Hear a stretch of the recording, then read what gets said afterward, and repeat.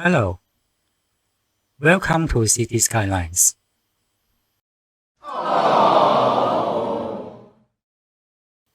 Did you just purchase the game from the Steam sales and the game won't even run? It is very likely caused by the Paradox launcher. Please remove the Paradox launcher. Go to the guide section, look for bypass. You should see 2 articles about bypassing the launcher. Follow the instruction.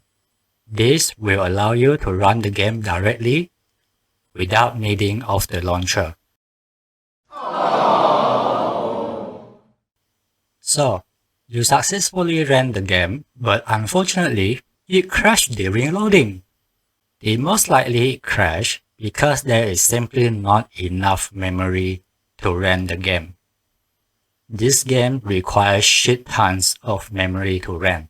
The one mod that you must install is called Loading Screen Mod Revisited. Loading Screen Mod Revisited is very important for memory management, speed up loading, among other features. This is a must-have mod. Make sure you subscribe to this mod and also the required harmony, and then enable it in the Content Manager. Mod, search for loading, and make sure it is enabled. Mods do not automatically enable upon subscription. You must turn them on in the Content Manager manually. For everything else, they are all enabled by default when you subscribe to them. 16GB of RAM is just the minimum for vanilla. If you want to mod by using a lot of custom assets, it is highly recommended to upgrade your RAM to 32GB or more. On the right side, you have the custom asset amount shown, and then the memory use. The game loads everything into the memory regardless you use it or not in your city. That's why it uses tons of memory. Looking at Task Manager, don't read this. These are useless. What you really want to read is this one, the committed number. The committed memory includes the physical system RAM as well as Windows patch file. Windows patch file, they are used to cache less used item or when there isn't enough physical memory. If the usage shown here are max, everything will crash. It is best you restart your PC if you crash after insufficient memory problem. The patch file setting is a little bit hidden away. Look under System Setting, About, Advanced System Setting, under Performance, click Setting, Advanced again, and you'll see Virtual Memory, which is another name for patch file. Click Change, and make sure you pick the fastest storage drive. You can set any amount you want. Anyone that tell you need to do some mathematical formula, those are bullshit, completely pointless. You can set any amount you want as long as it is not automatic. Automatic is prone to crashes in case the game asks for more memory but the Windows is not giving it fast enough. I can give you an estimate memory usage for the game. After all, assets are not made the same size, and also your DLC amount also affect the memory usage. For vanilla game, generally 16GB plus maybe 10GB of patch file is sufficient. For 3000 assets, the game might uses around 30 to 40GB, of course depending on the custom assets. For 5000 assets, it is better to have roughly 50 to 70GB of memory space.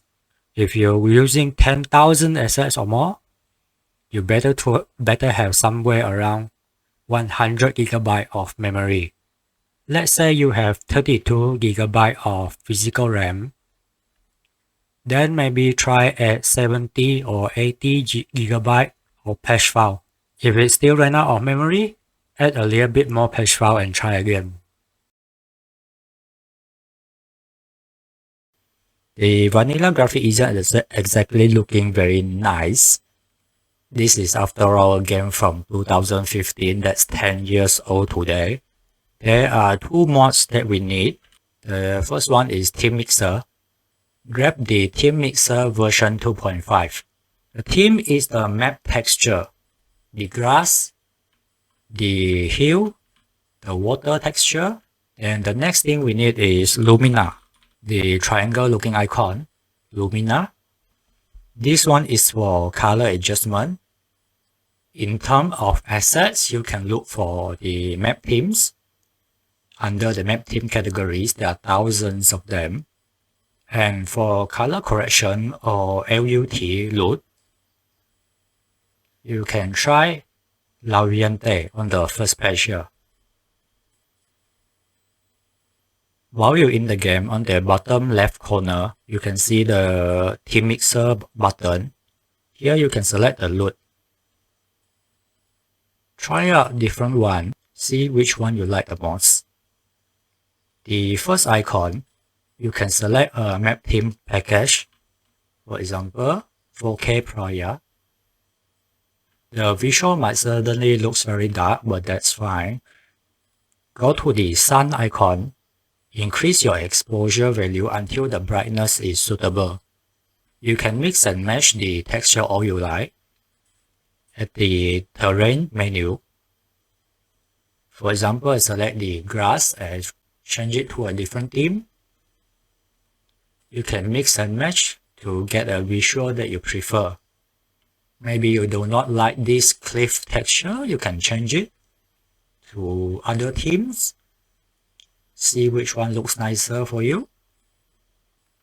On the last icon, the mix icon, you can save your preset setting or load the one you saved before. Okay. I want to talk about the water setting a little bit. Don't worry about a big tsunami happening back there. The water normal texture affects how the water surface looks. You can try change it to a different theme and see which one looks nicer. And for the watercolor setting, I will recommend this setting. Set watercolor to black. If you set it bright color, it looks quite muddy, so it's not very nice. I recommend you set it to black color. And then set underground water, the underwater color, to maybe teal color or blue color. So you have this bright looking edges. Go to the sun icon atmosphere setting. You will also see a value called relax scattering. This value affects the area that is not light by the sun. As you can see, I changed the value. It goes from really dark to a more suitable value. If you set it too high, it will become a bit red in color. Try to set a value that is not looking very tinted or too dark. The dark area, the unlit area, is not considered shadow, so it's not really affected by any shadow setting. The next graphic mod that we need to talk about is the Lumina. The lighting tab have all the basic stuff you can play around. The relax scattering from the Team Mixer 2 actually can also be adjusted over here. Also the exposure value. If you find some of the object in your city looks very bright, like for example the roof of this building, it just appears too white, you can lower your sun intensity so the white part of the items do not look completely white, washed out. On the visualism tab, you can adjust the shadow setting. You can adjust the intensity of the shadow. Again, the relax scattering, the unlit side of the object, is not considered shadow, so that's why it is controlled by a different value. I will recommend to tick this option, the enforce minimum shadow offset. If this option is enabled, the shadow is more accurate on small objects. You can disable the fog effect. This fog effect can be a bit annoying. It makes everything looks kinda washed out. You can disable it. Of course, the vanilla assets, most of the vanilla assets aren't exactly high quality or realistic. So you do need to take some effort and time to hunt for high quality assets. Everything you see on the screen right now are custom assets. None of these are vanilla.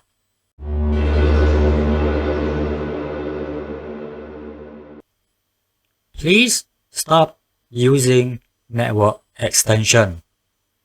This mod is very obsolete. If you want to use custom roads, please look under the road category. These are all safe to use because these things are made with the intended asset creation method.